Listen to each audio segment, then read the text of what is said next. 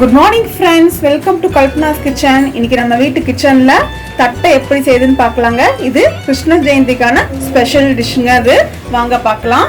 கடாய் வச்சுக்கோங்க. எண்ணெய்லாம் எதுவும் சேர்க்க வேண்டாம். 400 கிராம் பச்சரிசி மாவு, இன்ஸ்டன்ட் மாவு வந்து எடுத்துருக்கேன்.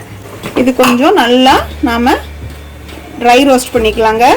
மாவு சூடானா போதுங்க. அரிசி மாவு வறுத்து கடாயிலே வறுத்துக்கலாங்க. நாம 2 டேபிள் ஸ்பூன் உளுந்த நல்லா பொன்னிறமா நாம வறுத்து எடுத்துக்கலாம்.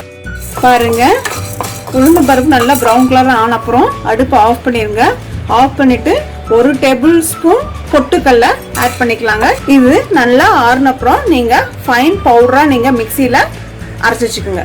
தட்டைக்கு மாவெல்லாம் ப்ரிப்பேர் பண்ணிட்டோங்க. இப்போ வாங்க எப்படி செய்யுதுன்னு பார்த்துடலாம். அரிசி மாவும் 400 கிராம் வறுத்து எடுத்துருக்கோம்.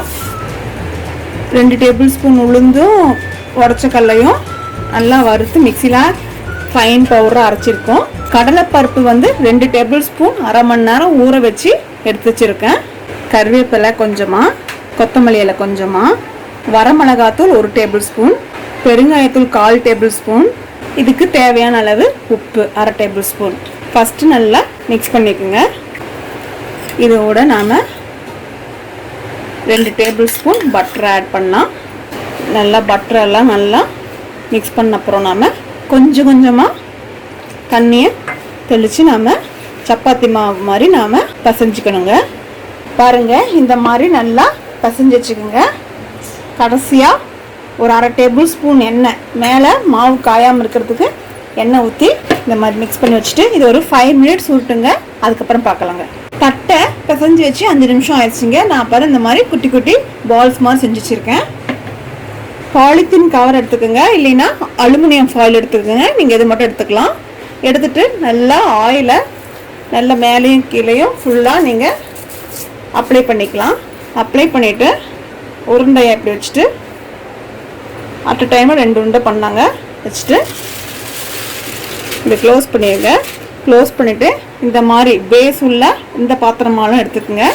எடுத்துட்டு ஒரு ப்ரெஸ் பண்ணுங்க. ஓப்பன் பண்ணி பாருங்க. பாருங்க, இந்த மாதிரி அழகா ஒரு ஷேப் கிடைக்கும். இந்த திக்னஸ்ல இருக்கணுங்க. பாருங்க ஃப்ரெண்ட்ஸ், இந்த மாதிரி தட்டை நாம செஞ்சு வச்சுக்கலாங்க. பொரிக்கிற முடி எண்ணெய் ஊற்றிருக்கேன். எண்ணெய் காஞ்சிருச்சு. மீடியத்தில் வச்சுக்கோங்க. இப்போ ஒன்றா எடுத்து ஃப்ரை பண்ணலாம். ஒரு 1 மினிட் அப்படியே விட்டுருங்க. நல்லா வெந்து மேலே வருங்க. மேலே வந்தப்புறம் திருப்பி போட்டுட்டு ஒரு நல்லா 2 பக்கமும் கோல்டன் ப்ரௌன் கலர் வந்தப்பறம் நாம எடுத்துடலாங்க. பாருங்க, 2 பக்கமும் நல்லா ப்ரௌன் கலர் வந்துருச்சுங்க. இப்போ நீங்க எடுத்துடலாங்க.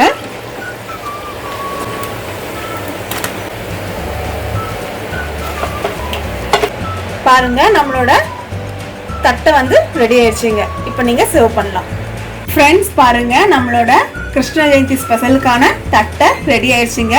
வாங்க சாப்பிடலாம். நீங்களும் இந்த ரெசிபி வீட்டில் ட்ரை பண்ணி பாருங்க.